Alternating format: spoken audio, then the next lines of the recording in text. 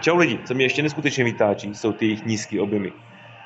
Jo, 1.2 TSIčka od VW, 1.2 Riftry, Peugeoty, EcoBoosty Fordy, ty motory mají 110 kW.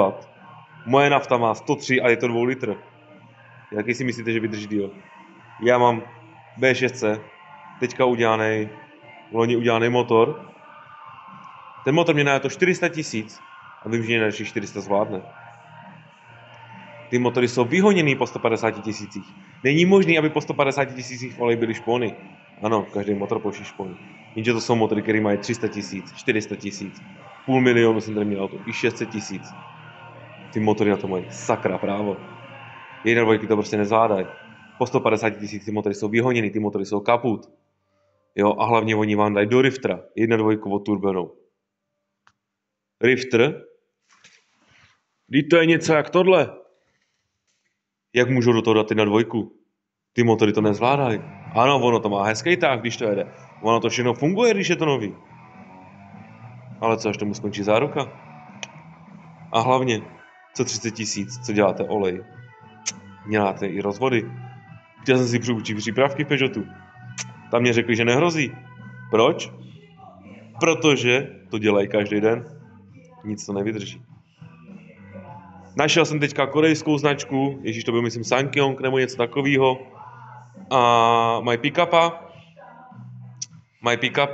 a je tam 2,5 litrová nafta. Takovýhle motory do těch aut patří.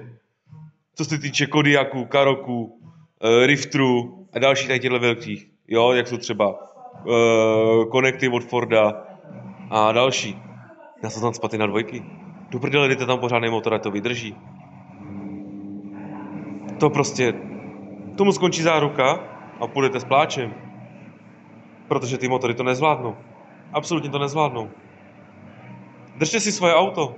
Jestli máte 2 litra, držte si ho. Jestli máte 2 litra benzínu, držte si ho.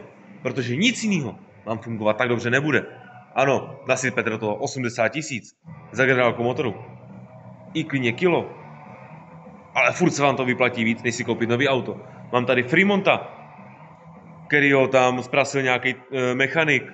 Nebyl schopný za 3 dny mu říct, co tam je špatně. My jsme zjistili, že to je uvařený. Ale ten Fremont bude fungovat daleko víc, až se to opraví, než ty 1.2. To jsou prostě sráče, ty motory.